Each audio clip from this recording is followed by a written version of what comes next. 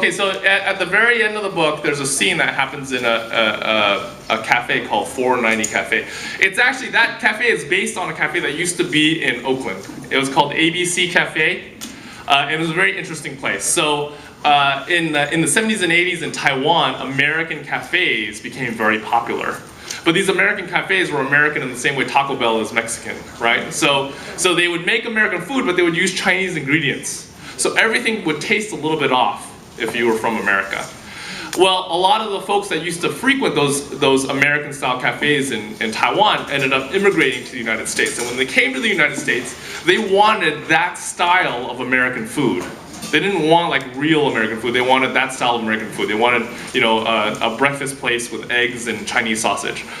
And spaghetti sauce that was made with Chinese ingredients. So that's what ABC Cafe was. It would serve this Taiwanese-ified American food. And I wanted to put some kind of a reference to that. So when he holds up, like there's a scene where he holds up the a business card to 490 Cafe.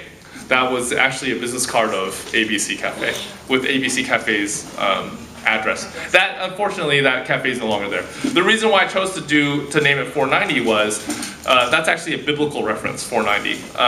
The cafe is the scene of the reconciliation of the two main characters, and 490 is 7 times 70. So in the New Testament, there's a scene where Jesus is asked how many times you're supposed to forgive your brother, and he says 70 times 70, or 7 times 70.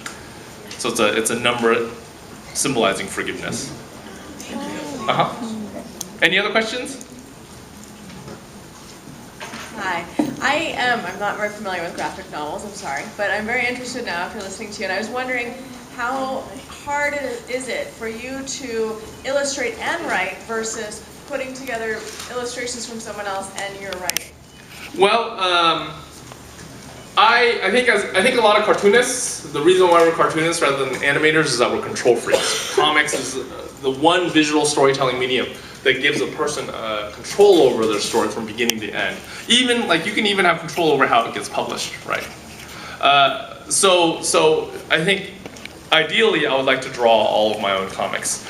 But there are certain cases where, first, like maybe I don't have time to draw it myself, or second, I just find an artist that's way better than me. Like Guri Hiru, they're way better than me at drawing, right? So there's no way I could pull off that Avatar book in the spirit of the show all by myself. So in those cases, I do enjoy working. But there is always this negotiation that happens when you're working with somebody else. The vision that ends up coming out isn't the vision that you had in your head. It's an amalgamation of the vision that's in your head and the vision that's in their head. Any other questions? I think I have time for one more. Can you tell us a little bit about the publication process? I'm sorry? Publication process? Oh, sure. Well, the way I got into comics is it's a pretty common story for cartoonists my age. So I started in the early to mid 90s. I started as a self-publisher. So I would draw a comic, I would get it printed up myself. Sometimes I would go to a professional printer, sometimes I would just go to Kinko's and run off photocopies. And then I would try to hand sell them. I'd sell them to my local stores, I'd sell them at local comic book conventions, I'd sell them to my friends, I'd try to get my mom to buy a copy. You know, and at the end of the day, I would sell maybe a couple dozen of each issue that I did.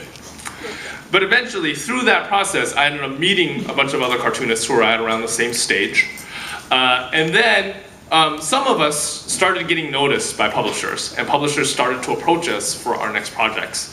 One of the guys, Derek, who I showed you on the slideshow, he was approached by a publisher, and he actually was my hookup with that publisher. So I ended up submitting through Derek to the publisher. They liked me enough that they just decided to sign me up. Nowadays, what I've noticed with younger cartoonists is that they do the same thing that we did with self-published cartoons, but they use webcomics.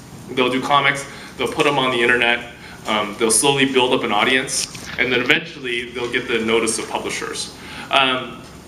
After I signed up with the publisher, I got an agent to negotiate the contract between me and the publisher. For prose authors, not cartoonists, but for prose authors, the standard way of doing it is to approach an agent first, right? You submit to a bunch of different agents.